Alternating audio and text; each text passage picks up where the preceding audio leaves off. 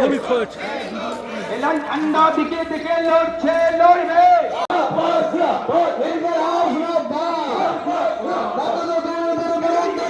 ধান ওঠার সঙ্গে সঙ্গে প্রতিটি কৃষকের কাছ থেকে সরকারি সহায়ক মূল্যে ধান ক্রয় করতে হবে। কৃষিকাজের সার, বীজ, কীটনাশক এবং বিদ্যুতের উপর পুনরায় ভর্তুকি চালু করতে হবে। 3টি কৃষি আইন সম্পূর্ণরূপে বাতিল করতে হবে। এসআইআর এর মধ্যে দিয়ে সাধারণ নাগরিকদের হয়রানি ও হেনস্থা করা চলবে না।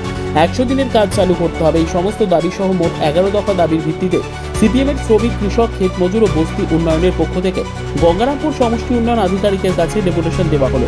বৃহস্পতিবার ডেপুটেশন দেবার আগে গঙ্গারামপুর শহরের বাসস্ট্যান্ড থেকে মিছিল বের করা হয়। এরপর মিছিলটি হাইরোড, নিউ মার্কেট, স্কুলপাড়া ঘুরে বিডিও অফিসে গিয়ে হাজির হয়। ডেপুটেশন ঘিরে বিশাল পুলিশ বাহিনী, সিভিক ভলেন্টিয়ার মোতায়েন থাকায় বিডিও অফিসের সামনে ক্ষোভে ফেটে পড়েন সিপিএম কর্মীরা।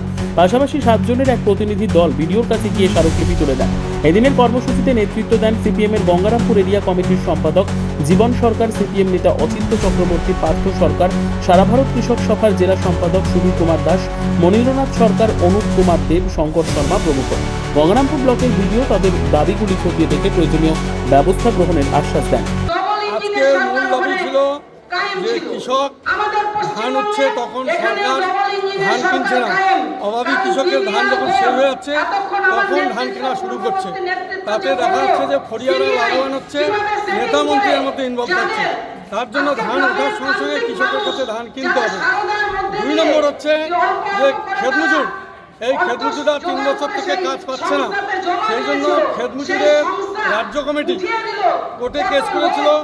সেই কেসের অর্ডার হয়েছে যে 1 আগস্ট থেকে 100 দিনের কাজ চালু করতে হবে। আজও পর্যন্ত 100 দিনের কাজ চালু করলো না। সেই দাবি নিয়ে আমাদের দাবি অবিলম্বে 100 দিনের কাজ চালু করতে হবে। ব্যুরো রিপোর্ট, উত্তর বাংলা সংবাদ।